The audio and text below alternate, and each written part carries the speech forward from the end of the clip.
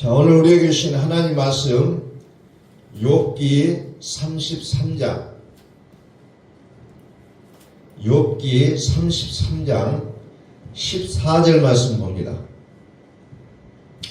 하나님은 한 번 말씀하시고 다시 말씀하시되 사람은 관심이 없도다. 아멘. 하나님은 한 번 말씀하시고 다시 말씀하시되 사람은 관심이 없도다. 요즘 제가 계속해서 떠오르는 말씀이 이 말씀이에요. 하나님은 한 번 말씀하시고 다시 말씀하시되 사람은 관심이 없도다. 관심이 없도다. 이것을 또 쉬운 성경으로 보면 이렇게 나옵니다. 하나님께서는 여러 번 말씀하시지만 사람은 깨닫지 못합니다. 오늘 말씀은 당대의 의인이에요. 정말 하나님을 섬기는 데서 1등이에요. 1등. 믿음 짱. 순종 짱. 누구나 다 인정했어요. 하나님도 인정했고 사람도 인정했고 심지어 마귀까지도 인정했던 사람입니다. 그런데 그가 이제 사단이 하나님 앞에 이제 말씀을 했잖아요.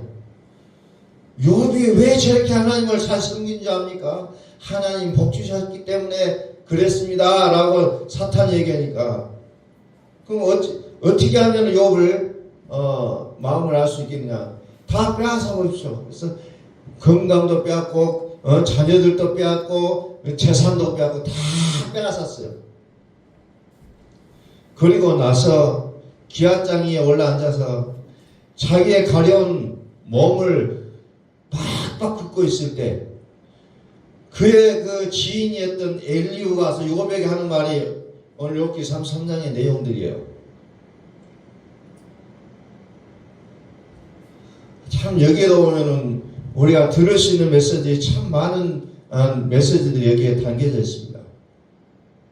그 중에 엘리후가 욥에게 하는 말이 하나님께서는 여러 번 말씀하는데 사람은 깨닫지 않는다는 거예요.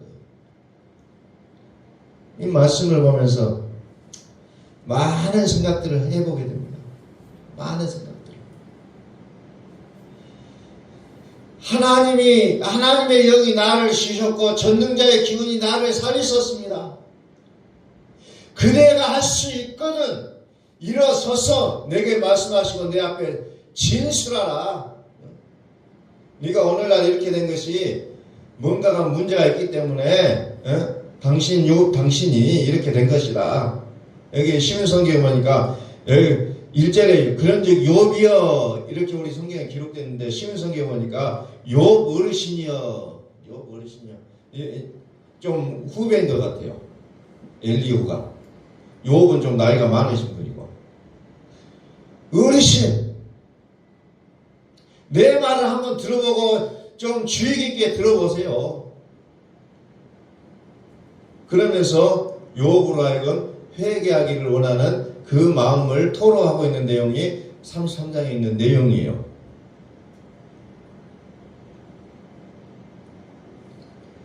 자, 이것을 또 다른 성경으로 보니까 사실은 하나님이 말씀을 하시고 또 말씀하시고 하더라도 사람이 그 말씀에 주의를 기울이지 못할 뿐입니다. 오늘 우리는 어떻게 해야 됩니까? 라고 막 상담자를 찾아가고 막 점치는 사람을 찾아가고 오늘 온통 우리 사회가 점치는 사회예요. 하나님을 믿는 사람마저도 그런 데 가고 또 그런 사람이 지어진 이론을 받아가지고 앞으로 나는 이런 이론을 갖고 살 것이라고 얘기하는 사람을 너무 많이 만났다는 겁니다. 그런데 어때요? 하나님은 한 번 말씀하시고 다시 말씀하시되 하나님 말씀에 대해서 관심이 없다는 겁니다. 이게 오늘날의 우리 기독교인의 모습인 것 같아요. 저의 모습이에요. 저의 모습. 도무지 관심이 없어요. 말씀은 관심이 없고 과연 나는 이것을 어떻게 이 어려움을 어떻게 깨달아갈 것인가 라는 것을 세상의 말에 귀를 기울이고 있다는 겁니다. 이게 정말 처참한 모습이에요. 나라가 어렵고 정치하는 사람들이 잘못 정치하고 이게 문제가 아니라 나의 관심사가 말씀 앞에 있지 않은 것이 가장 슬픈 현실이라는 겁니다. 말씀에 관심이 없어요. 그래서 시인을 찾아가서 이거 어떻게 하면 좋겠냐고 의논하는 거에 더 빠르다는 거예요. 말씀 앞에서 엎드려 기도하지 못하고 우리는 어떻게 하면 이것을 해결할 것인가 인위적인 방법을 찾는데 몰두되어 있는 것을 저 자신을 볼 때 너무나도 그것이 기가 막힌 현실이라는 것을 체감하고 있다는 겁니다.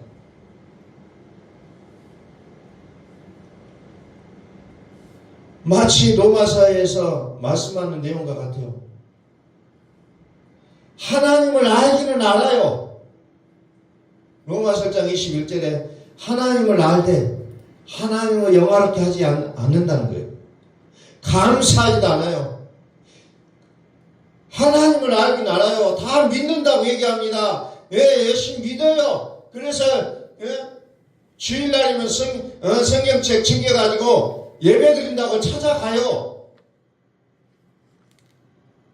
그런데 말씀에는 관심이 없다는 겁니다. 하나님을 영화롭게도 아니하며 감사하지도 않고 오히려 그 생각이 허망하여졌으며 미련한 마음이 어두워졌다. 생각이 허망하다. 생각 자체가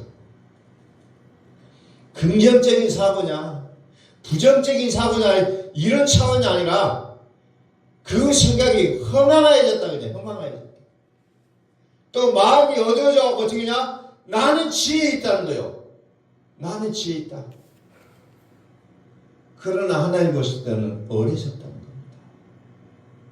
그리고 어때요? 썩어지지 아니하는 하나님의 영광을 썩어진 사람과 새와 짐승과 기어다니는 동물 모양의 우상으로 바꿔버렸다는 거죠. 이게 오늘의 나의 모습이라는 게 나의 모습.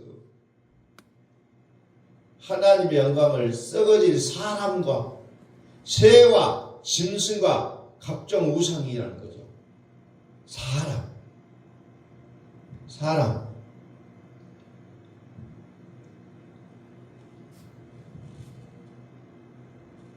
사람을 찾아다니는데 분주하다는 겁니다.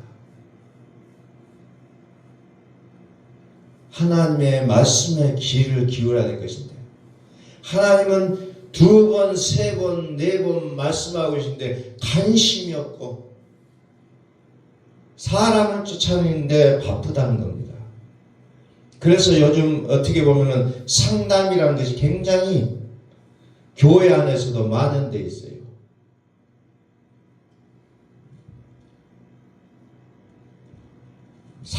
상담이 나쁜 건 아니에요.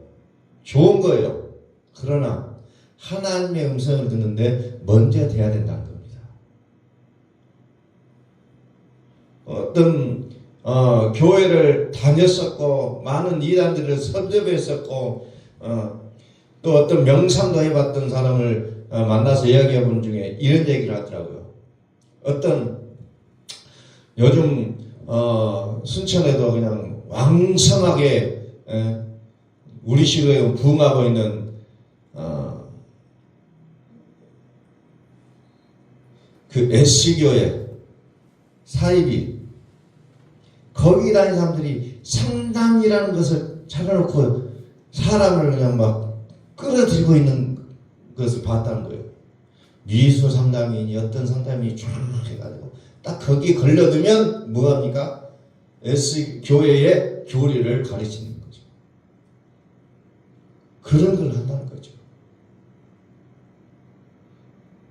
또 기독교 대한예수교 장로의 간판을 걸었던 어떤 교회들도 다 간판을 뭘 걸어내요? 상담이라고 교회 간판 옆에다 붙여놓는다는 거죠. 물론 그런 것들이 나쁜 행위가 아님에도 불구하고 사람으로 하여금 하나님의 뜻을 구하지 못하게 하는 어떤 그런 계기가 되게도 한다는 거예요. 나쁜 건 아니지만 자꾸 사람을 말씀 앞으로 끌어들이는 게 아니라 인연적인 방법 가운데로 끌어들이는 모습을 보게 된다는 거죠. 그것을 고백을 받은 대화 중 어떤 분하고 대화를 하면서 그런 얘기를 하는 것을 들었어요. 자칫하면 목회자도 어떻게 보면은 상담의 포커스를 맞춰갈 때가 있다는 거죠. 저도 학기 중에 상담학을 공부를 했어요. 뭐 자격증 공부는 하지만은 학기 속에 그게 들어서 좀 전문적인 내용들을 좀 훑어보는 그런 기회가 있었다는 겁니다. 좋은 거예요. 너무나도 좋은 거고 필요한 것임에도 불구하고 우리가 하나님 앞에 나아가지 못한다면 그것마저도 의미가 없게 된다는 겁니다. 바꿔버려요. 하나님의 영광을 썩어질 사람과 우상으로 바꿔버린다는 겁니다. 우상으로 바꿔버려. 오늘 이 말씀들을 좀 진지하게 한번 생각해 보셔야 된다는 겁니다. 진지하게.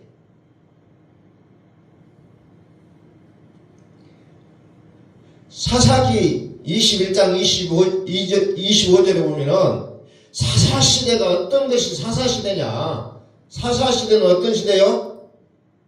이스라엘의 왕이 없어서 하나님, 이스라엘 백성들이 하나님 앞에 우리도 다른 민족들처럼 왕을 주세요. 부르짖으니까 하나님께서 그들에게 사사를 보내가지고 그들을 다스리게 했던 시대입니다. 근데 그 사사시대를 한마디로 뭐라고 얘기하고 있냐면은 이스라엘의 왕이 없으므로 사람이 각기 자기의 소견에 옳은 대로 행하였더라. 이렇게 사사기 마지막에 딱 한 줄로 이렇게 요약을 해놓습니다. 저는 이 시대를 보면서 이 말씀에 동감을 하고 있다는 겁니다.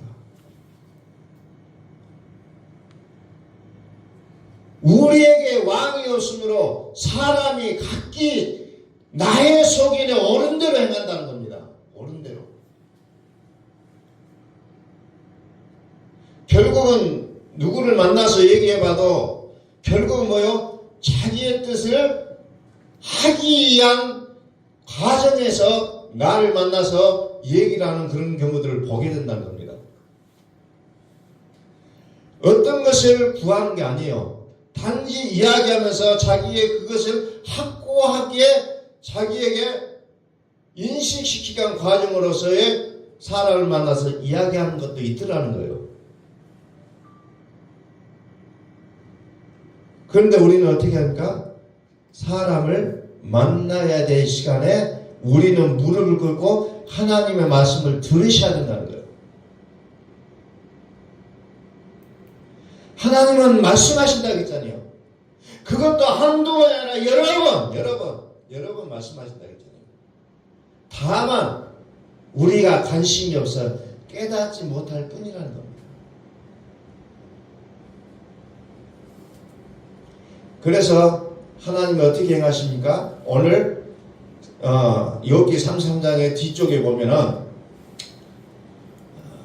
29절을 말씀해 보면 실로 하나님이 사람에게 이 모든 일을 제3 행하심은 그들의 영혼을 구덩에서 이끌어 생명의 빛을 그들에게 비추게 하십니다. 그래서 하나님은 여러 번 말씀하시고 제3 행하신다는 게 여러 번 하나님이 행하신다는 거예요. 왜? 그들로 하여금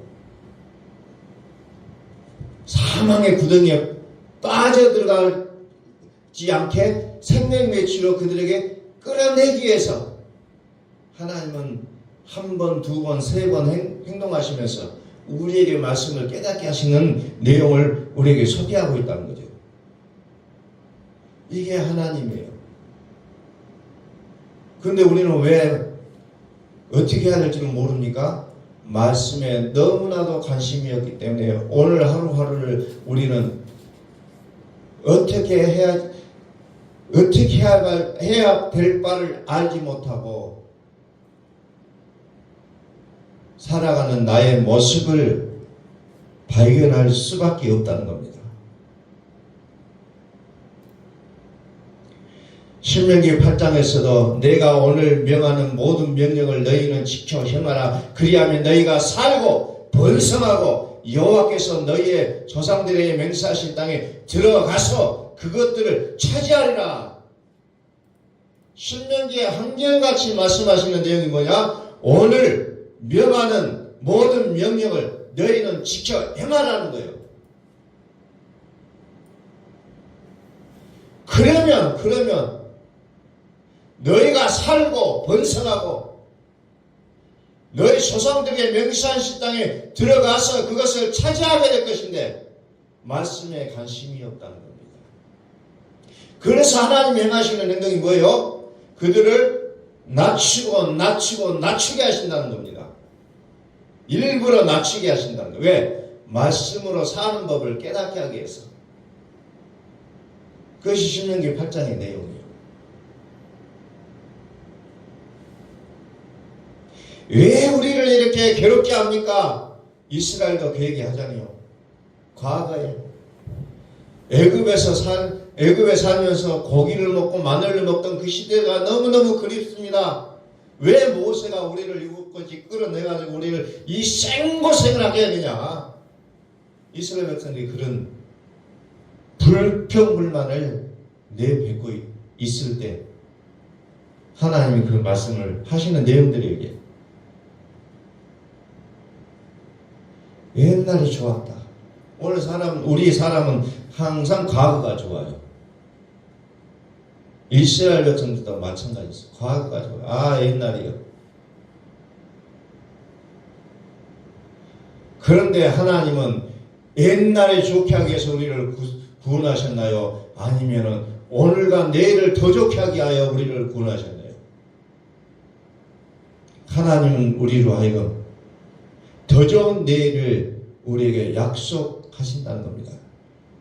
그 약속의 밑변에는 말씀이 있다는 거예요. 자, 말씀이 뭐예요? 살리는 것은 영이니 육은 무익하니라. 내가 너에게 이런 말은 영이요 생명이라. 내 말은 영이요 생명이라. 하나님의 말씀은 생명이라는 겁니다. 하나님의 말씀은 생명이에요. 어디 가서 굳이 점을 안 보고 누구에게 찾아가서 내 앞날이 어떻게 되겠습니까? 라고 물어보지 않아도 하나님의 말씀을 듣는 순간에 우리에게는 생명이 보장되어 있다는 거예요. 생명이 있다는 거예요. 생명. 그래서 우리는 들으자 하는 거예요. 말씀이 하나님은 여러 번 말씀하시는데 내가 관심이 없어 듣지 못한다는 겁니다. 그래서 하나님은 오늘 또 말씀하십니다. 믿음은 들음에서 나고 들음은 그리스도의 말씀으로 말미암았느니라. 왜 우리가 어떻게 해야 믿음이 성장할 수 있습니까? 우리가 어떻게 해야 됩니까? 라고 묻는 사람들도 있어요. 그리스도의 말씀을 들으라는 거예요. 그러면 내 믿음이 좋아진다는 겁니다. 그리스도의 말씀을 들으라는 거예요. 어떻게 보면은 단순해요. 특별한 방법이 있을 것 같은데 특별한 방법이 아니라 들으라는 겁니다. 들어요. 들으라는 거예요. 들으셔야 된다는 겁니다.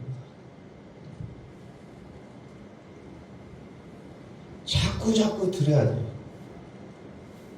들어야 믿음이 커진다는 겁니다. 듣지 않으면 믿음이 커지지 않아요. 제가 옛날에 공부했던 방법 중에 하나가, 우리는 국어책을 우리 어렸을 때 국어책을 읽잖아요.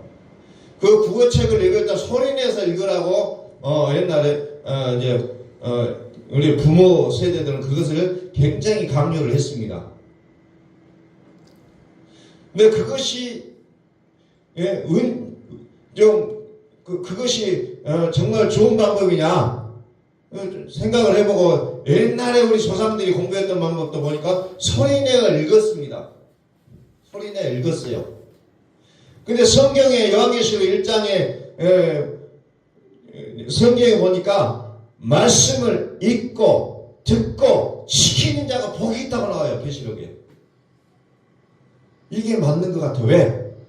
내가 눈으로 읽으면서 보고, 내가 또 소리내서 읽으니까 또 귀로도 듣고, 그러면서 이것이 내 속에 들어간다는 겁니다. 듣지 않으면 안 돼요. 사람은 듣는 게 어찌 보면은 가장 중요하다는 겁니다. 들어야 된다는 거예요. 그래서 글을 읽을 때도 내가 읽고 듣고 그리고 지키는 자가 복이 있다는 거예요. 눈으로만 읽는 것도 아주 대단한 일이에요, 사실은. 그러나 읽고 듣고 지키는 자가 복이 있다는 겁니다. 한 가지만 하라는 거 아니에요. 같이 하라는 겁니다.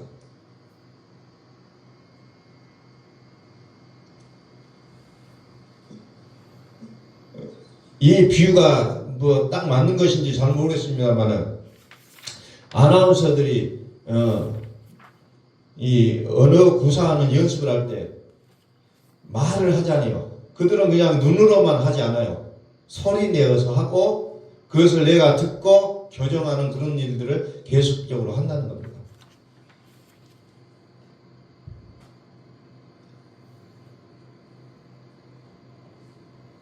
소리는 소리예요. 문자로 기록했지만 소리라는 겁니다. 그리스도의 말씀을 들어야 우리의 믿음이 커지고, 그리스도의 말씀을 들어야 여기에 지혜와 보화가 다 들어있다는 거예요. 여기에 모든 우리의 삶의 원칙이 다 담겨져 있다는 겁니다. 그 그리스도는 누구예요? 살아있는 자라. 내가 전에 죽었었노라. 죽으실 뿐만 아니라 살아나신 그리스도 예수. 그리스도 예수. 예수는 우리 죄를 위하여 죽으시고, 그리스도는 우리를 의롭게 하기 위하여 살아나셨느니라. 그러므로 요한계시록에 있는 7교회가 가졌던 불행 중에 하나가 뭐예요? 살았다는 이름을 가졌으나 죽은 자라는 것이 가장 큰 문제였다는 겁니다. 오늘 우리가 살았다는 이름, 그리스도를 우리는 말하고 믿는다고 얘기하는데, 내가 죽어있으면 그건 의미가 없잖아요. 내가 죽어있으면 의미가 없어요. 그분이 나에게 오셔서 내가 산 자가 되어야 된다는 겁니다. 살았다 하는 이름만 우리가 머릿속에 이미지로 갖고 다니지 말고, 살으신 그리스도가 내 안에서 나에게 생명을 주시는 그 단계의 믿음 속으로 들어갈 수 있기를 예수 그리스도 이름으로 선포합니다. 그분이 살아계셔야 된다는 거예요. 그러게 됐을 때 우리의 삶의 모습이 어떻게 변합니까? 요한계시록 7장 17절.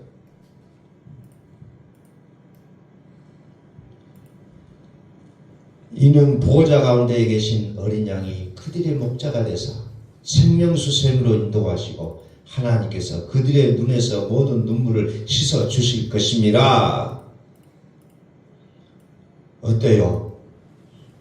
역사적으로 무관 세월 동안에 우리 인간이 살아가는 데는 정부가 있었고 또 국민들이 있었다는 겁니다. 그러나 그 국민들의 눈에서 눈물을 씻겨주실 자는 아무도 없었어요. 하나님만이 하시겠다고 성경은 약속하고 있다는 겁니다. 요한계시록 21장 4절을 봅니다. 모든 눈물을 그 눈에서 닦아 주시니 다시는 사망이 없고 애통하는 것이나 고가는 것이나 아픈 것이 다시 있지 아니하리니 처음 들은 것이 다 지나갔음이로라. 처음 것들이 다 지나가니까 모든 눈물을 그 눈에서 닦아주시고 사망이 없고 애통하는 것이나 고가는 것이나 아픈 것이 다시 있지 않겠다라고 얘기합니다. 이 말은 무슨 말이요? 예수는 우리의 범죄한 것 때문에 내줌이 되고 그리스도는 우리를 의롭게 하게 살아나셨느니라. 그리스도가 내 안에 오셔야 우리의 모든 문제들이 해결되어진다는 것을 성경은 얘기하고 있다는 겁니다. 그러면서 보좌에 앉으신 이가 이르시되 보라 내가 만물을 새롭게 하노라. 만물을 새롭게 하시는 그 그리스도가 우리의 인생의 주인이 되셔야 된다는 거예요. 우리의 인생의 주인이 되어주셔야 된다는 겁니다. 끊임없이 말씀하시죠. 계시록 22장에서도 나는 다윗의 뿌리요 자손이니 곧 광명한 새벽별이라. 새벽별이를 우리에게 보내주시겠다는 거예요. 교회들에게. 그러면서 계속해서 뭐라고 말씀하십니까? 듣는 자도 오라. 목마른 자도 오라. 원하는 자는 값없이 생명수를 받으라 얘기하고 있다는 겁니다. 그분께로 가야 희망이 있다는 겁니다. 그리스도 앞으로 나아가야만이 우리의 인생에 빛이 열린다는 겁니다. 생명의 빛을 보게 되어 있다는 거죠. 그래서 천하의 욕도 누구나 다 인정했던 그 믿음이 있을지라도 그가 대성물을 보지 않고서는 그가 진정한 의인은 아니었다는 걸 욥기서 33장에서 우리에게 가르쳐주고 있다는 겁니다. 생명의 빛을 보는 자가 되어야 된다는 거예요. 아무리 내가 율법의 1.1핵이라도 다 지키고 살아간다 할지라도 거기에는 사망이라는 겁니다. 성경은 그것을 우리에게 끊임없이 말씀하고 있습니다. 사도행전에 보니까 2장에 초대교회 사도들이 이제 베드로가 막 베드로를 비롯해 사도들이 말씀을 전달하니까 그 앞에 그 메시지를 듣던 사람들이 우리가 어찌할까 하면서 그냥 살고 싶어하는 그들의 간절한 마음을 토로하고 있는 내용들이 나오고 있습니다. 우리가 그러면 어떻게 해야 살 수 있습니까? 근데 오늘 우리에게 있어서는 이 같은 간절함이 어떻게 되면 빠져버리고 있다는 겁니다. 그냥 어떻게 되겠지 하는 그런 모습을 저 자신을 보면은 그런 모습들이 너무나도 많이 나타나고 있어요. 말씀을 사도들 앞에서 말씀을 들었던 그들은 우리가 어찌할꼬 어떻게 하면 살아날 수 있을 것인가. 그들의 간절한 마음을 얘기했을 때 베드로가 뭐라고 합니까? 각각 예수 그리스도의 이름으로 세례를 받고 제사함을 받으라. 그리하면 성령을 선물로 받으리니 그랬어요.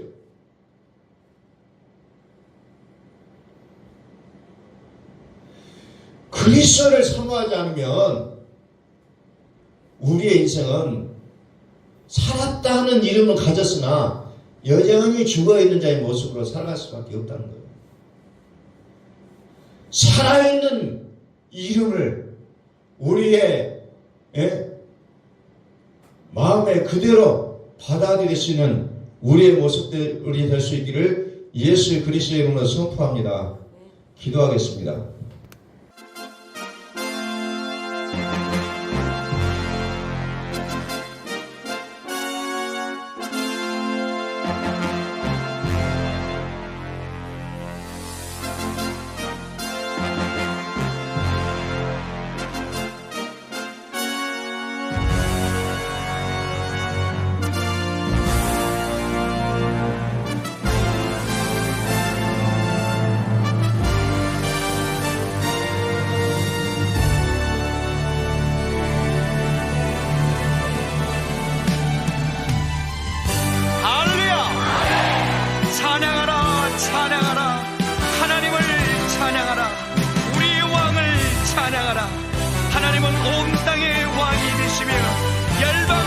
신뢰하시니 그 이름을 선포합시다. 지존하신 주님 이름 앞에 오늘 무릎 꿇고 나 경배해. 거룩하신 주님 보좌 앞에 엎드려 절하세.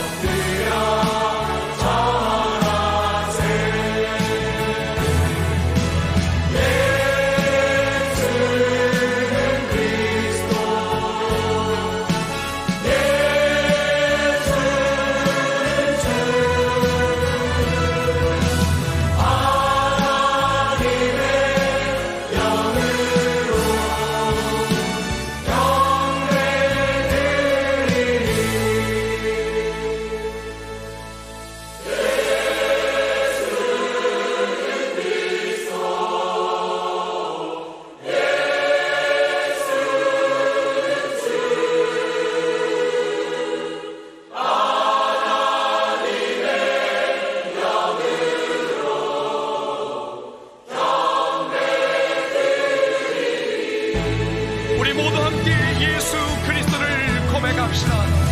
예수는 그리스도, 살아계신 하나님. 예수는